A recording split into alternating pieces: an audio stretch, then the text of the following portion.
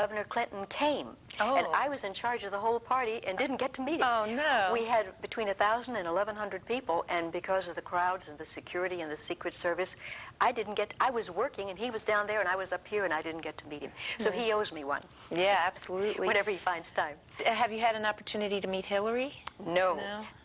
No, I have not met. I stood very close to both of them at different times in the same, on the same podium with the Governor Clinton at one time, and in the same room very close to her, but I still have not met them. I regret Well, that. I'm sure you're going to in the near Well, they future. have my support no matter what. The last time you were here, you were also working on Leslie Burns' campaign. And of course, now Leslie has been elected to Congress, and we're very proud of her. What impact do you think she will have on politics in general and on Northern Virginia politics in particular? Well, the largest impact she's had so far, she's the first woman to ever go to national office from Virginia. So that is significant in itself. Very. And she was a very strong delegate for us in Richmond, and she will carry that same thrust to the House of Representatives. And I think that she will carry on with the women's issues like parental leave and all the child care problems and health care problems. I think that's the kind of thing that she will concentrate on. And she did that in the House of Delegates, and it'll be her thrust. I hope so. It will be. She's a worker. Good. Did Leslie's election impact you personally? Oh, yes. Leslie was elected from my very district, and I've known her a long time, and I'd worked on all of her campaigns, and I had followed her political career in Richmond. So I decided when she was elected to Congress and her term needed to be filled out, she was in midterm of her delegate term, and so I ran, but there was a primary, and I ran for that position, and I lost by 5 votes. Oh, no. Well, that was kind of hard. That was kind of upsetting to me, but I still was glad that I made the effort, and I think 5 votes proved it was worth my trying. So I enjoyed that. Well, I have to give you credit for having the courage of your conviction to get out there and at least get in the batter's box, as they say, and try. I wanted to keep it a woman's seat, and I wanted to keep it in the very region where I was, and I certainly wanted to keep it in the Democratic column. But I didn't achieve that, but we did elect a Democrat. The guy that defeated me in the primary, we helped him get elected in the general election, so it was okay. A question on a different note. Senator Charles Robb, who's a friend of yours, was indicted, or actually a grand jury, I should say, refused to indict him on charges of illegally recording a mobile phone conversation. Do you have any comment on that? Well, my comment is that the grand jury did not indict him. Senator Robb went before the grand jury in December and evidently acquitted himself very well because they refused to indict him. So I think that speaks very well for him and very poorly for the government's case against him. And I'm happy about that. I am a supporter and I am a friend, and obviously there was not enough material there to go ahead with the indictment or to proceed, and the grand jury refused to do it. So I think that's to the senator's credit. And he has worked for women's issues, I understand. He has worked for women's issues. One of the sore points with Senator Robb is that he did vote for Clarence Thomas, but he has been very concerned about women's health issues and sexual abuse and things like that. But I think Senator Robb will run again for the Senate, and I think he will be reelected. There's a lot of good feeling there for him. Good. Well, Sydney, we have to take a break, but before we do, we'd like to show our viewers how they can get in touch with the Northern Virginia Literacy Council and for information about its programs and about the cookbook. So can you tell us how to contact the Literacy Council? Yes. The Literacy Council, 2855 Annandale Road, Falls Church, Virginia, 22042. The telephone number there is 236-0866. I'm sorry, I made a mistake, 237-0866. And you can call if you want to get a copy of Ida Cotton's cookbook, or if you want to make inquiries about how to work as a tutor or volunteer with the Literacy Council. We'd love to have your services. Thank you, Sydney. Don't go away. We'll be back in just a moment with more about politics, leadership, and women. You're going to be better than me, Christopher.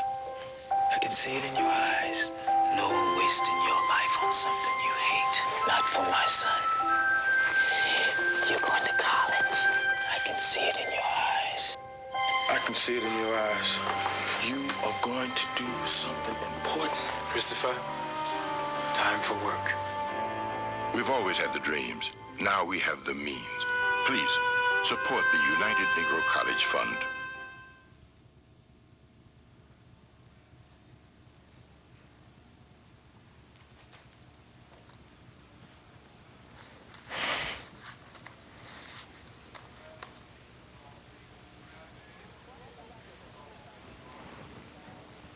Welcome back to A Woman's Side with our guest, Sidney Savage, community, political, and human rights activist. Sidney, you've described yourself as a political animal.